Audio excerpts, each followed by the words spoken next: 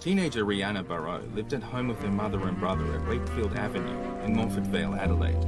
Both were not home at the time of their disappearance. It was the school holidays and Rihanna wanted to purchase a Christmas card for her parent in America. The bus drivers at the time were on a strike, so as no buses were working, she asked her mum if she could walk to a local shopping centre, which was not too far from home, which her mother agreed. After her mother left, it appears Rihanna remained at home until mid-morning. When Rihanna's mum arrived home in the afternoon, the Christmas card was on the dining room table, the vinyl record was laying on the floor, and the TV was left on high volume, playing to an empty room. Rihanna's mother called out for her daughter, but there was no answer. She checked the house for her daughter. There was no sign of her. Seemingly, 12-year-old Rihanna had vanished into thin air. Later, police got involved with the search for young Rihanna.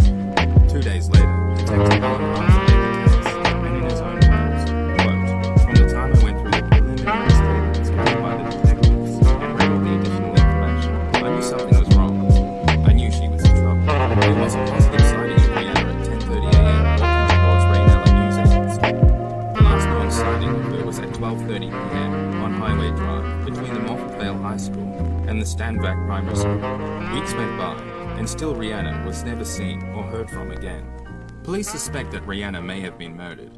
While there are several persons of interest who are believed to have information concerning Rihanna's disappearance, there is no definitive suspect.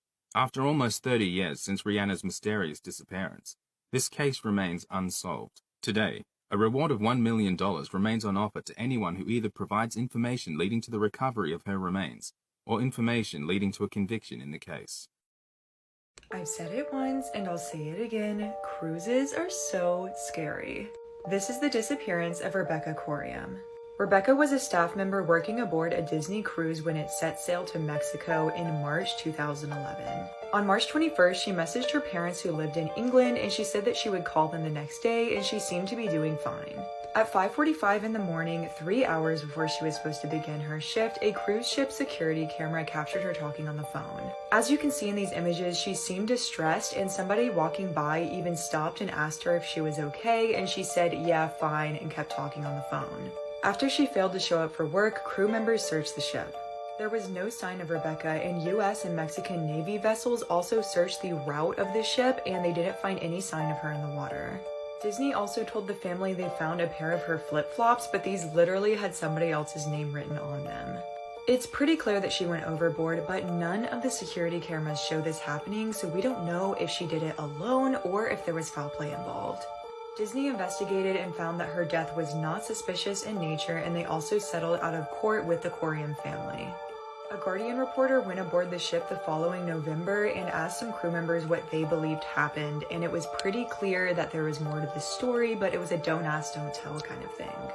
The reporter initially concluded that Rebecca must have fallen overboard on the jogging track on deck 4. She was known to use this to exercise. The railings were also low enough for this to happen, but the track was well covered by security cameras. In fact, it's a Disney cruise, so shouldn't there be cameras covering basically everywhere?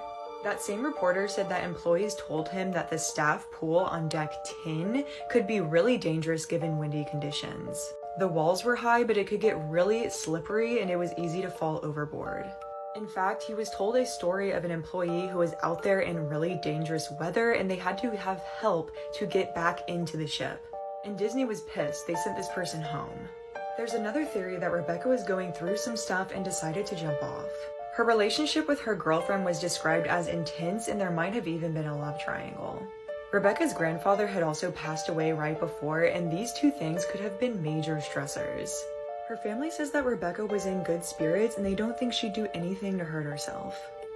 Again, Disney says there's no security cameras showing what happened to Rebecca, but that's really hard to believe. It seems like they might be trying to shield themselves from a negligence lawsuit or at least bad PR. It's just sad that rather than own up to what happened, they've chosen to leave this open-ended so that her family and friends don't have answers.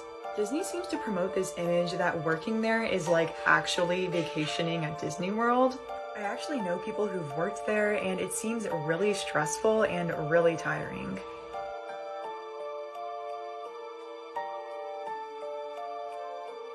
Crystal was 35 whenever she went missing in Bardstown, Kentucky in 2015. Her and her 2-year-old son had spent the night with his father, Brooks Houck. Brooks claimed that he went to bed that night with the baby and that Crystal was up playing some game on her cell phone. And when he woke up the next morning, Crystal and her vehicle were gone. 2 days later, Crystal's car is found abandoned with a low tire on the Bluegrass Parkway. Keys are in the ignition, purse and cell phone, both in the car. No sign of Crystal. So while everyone's out there searching for Crystal, Brooks isn't. He's not offering any kind of help. He's not searching. Basically just radio silence from Brooks. And Brooks is a well-known person in the community. He actually ran for sheriff of Nelson County in 2014 because he said it was time for the sheriff's office to have new, fresh blood. And this was the time right before Crystal's disappearance. Family members found it very sketchy that Brooks had their 2-year-old son because apparently Crystal took her son everywhere she went. Brooks was not one of those fathers that was like, oh, you can go get your nails done and I'll keep the kid. Like, no, she had to go do something. She had to take that kid with her. So Crystal's father, Tommy Ballard, was out there every day trying to find his daughter, gathering information, doing his own investigation, and doing a damn good job at it, might I add.